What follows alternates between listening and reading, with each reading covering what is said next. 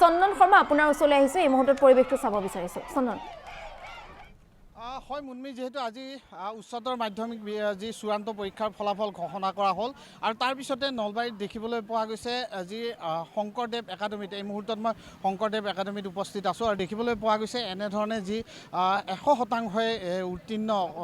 উত্তীৰ্ণ হোৱা এই ছাত্ৰ ছাত্ৰীসকলৰ মাজত আহি মই উপস্থিত হৈছোঁ আৰু দেখিবলৈ পোৱা গৈছে যি তেওঁলোকৰ ফলাফলক লৈ যথেষ্ট এক আনন্দ উল্লাস দেখিবলৈ পোৱা গৈছে ইতিমধ্যে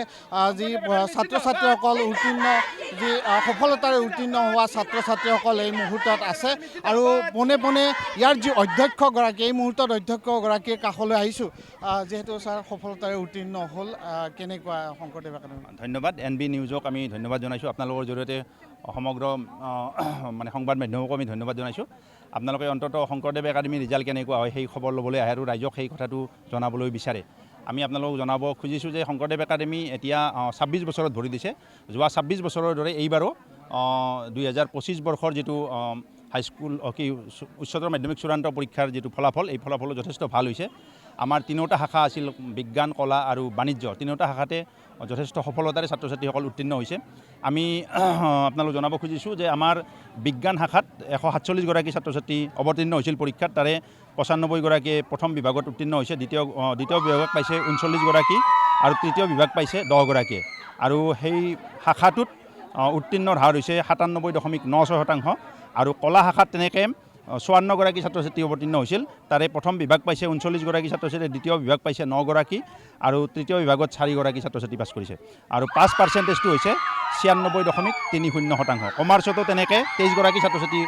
অৱতীৰ্ণ হৈছিল তাৰে প্ৰথম বিভাগ পাইছে 11 গৰাকী আৰু দ্বিতীয় বিভাগ পাইছে 10 গৰাকী ছাত্ৰ ছাত্ৰী তাতে 91.30 অৰ্থাৎ 91.305 মানে 30%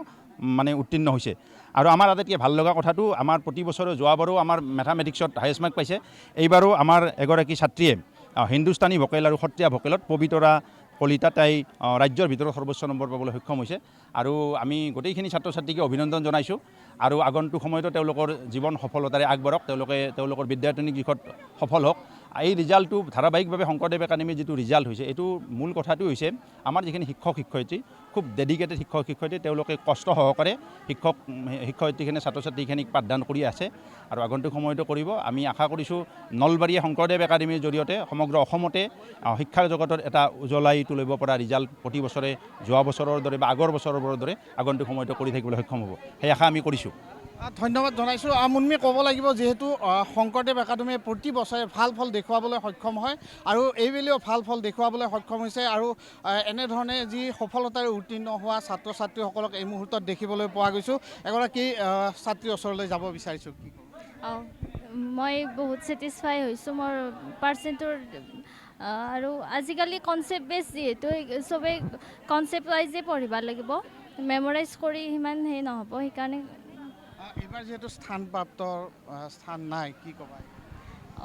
সেইটো মই আনলাকি বুলিয়ে ক'ব লাগিব কাৰণ স্থান থাকিলে হয়তো আজি পালোঁ হয় কিমান পাৰ্চেণ্টেজ মই 90.4% পাইছোঁ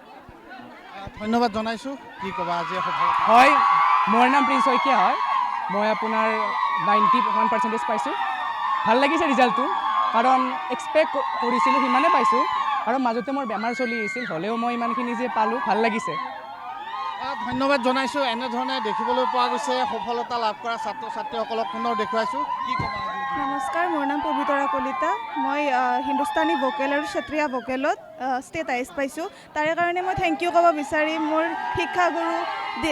দিগন্ত দাস ছাৰক আৰু লগতে লনিমা দত্ত মেমক আৰু লগতে মই থেংকফুল হৈছোঁ মোৰ পেৰেণ্টছৰো ইটো মোৰ দেউতা আৰু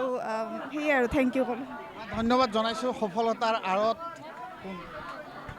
ধন্যবাদ প্ৰথমতে আপোনালোকক ইয়াতে অহাৰ বাবে আজি এইচএছৰ ৰিজাল্ট দিছে নথৈ আনন্দিত সকলোৱে যাৰ যাৰ ভাল হৈছে মই কমাৰ্চ ষ্ট্ৰীমৰ পৰা 91.8% আছে একাডেমীৰ হায়েষ্ট ভালেই লাগিছে যথেষ্ট কষ্ট কৰিছিলোঁ সেই হিচাপে মই ফল' পাইছোঁ তাৰ বাবে মই শিক্ষক শিক্ষয়িত্ৰীৰ বাবে বহুত গ্ৰেটফুল কাৰণ তেওঁলোকৰ আখৰে আখৰে মই কথা পালন কৰিছিলোঁ সেইবাবে আজি ইয়াতে মই মা দেউতাকো থেংক ইউ ক'ম তেওঁলোকৰ ছাপৰ্ট আছে বহুত ধন্যবাদ প্ৰতি বছৰে এনেধৰণে সফলতা লাভ কৰা হয় শংকৰদেৱ একাডেমীত ভাল ফলাফল দেখুওৱা হয় ইয়াৰ অন্তৰালত কিনো ছাৰ মেমসকল সঁচাকৈ বহুত ভাল তেওঁলোকে বহুত মানে নিজৰ বেছ দি পেলাই পঢ়ায়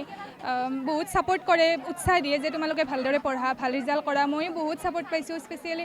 আমাৰ প্ৰিন্সিপাল ছাৰ বিনয় ছাৰ আৰু লগতে মোৰ যিকেইটা ছাবজেক্ট আছিল তেওঁলোকৰ পৰা বহুত মই ছাপোৰ্ট পাইছোঁ লগতে মা দেউতাই মোক বহুত উৎসাহিত কৰিছিল ফ্ৰেণ্ড চাৰ্কলৰ পৰা মই বহুত ছাপোৰ্ট পাইছোঁ নিজেও বহুত কষ্ট কৰিছিলোঁ মন পুতি পঢ়িছিলোঁ মানে কিবা এটা কৰিম বুলি মই আৰ্টছৰ হায়েষ্ট মাৰ্ক পাইছোঁ 91.2% পাইছোঁ সেইখিনি আৰু ভাল লাগিছে বহুত ধন্যবাদ জনাইছোঁ মুনমি দেখিবলৈ পোৱা গৈছে এনেধৰণে যে শংকৰদেৱ একাডেমীয়ে প্ৰতি বছৰে ভাল ফল দেখুৱাবলৈ সক্ষম হয় আৰু আজিও এনেধৰণে ভাল ফল দেখুওৱা ছাত্ৰ ছাত্ৰীসকল এনেধৰণে আমি দেখিবলৈ পাইছোঁ যথেষ্ট আনন্দ উল্লাস কৰা দেখিবলৈ পাইছোঁ মুনমি চন্দন শৰ্মা ধন্যবাদ জ্ঞাপন কৰিছোঁ খুব সুন্দৰকৈ আপুনি পৰিৱেশটো দেখুৱালে পৰীক্ষাৰ্থীসকলৰ মাজত যথেষ্ট উল্লাস পৰিলক্ষিত হৈছে এয়া আছিল নলবাৰীৰ পৰিৱেশ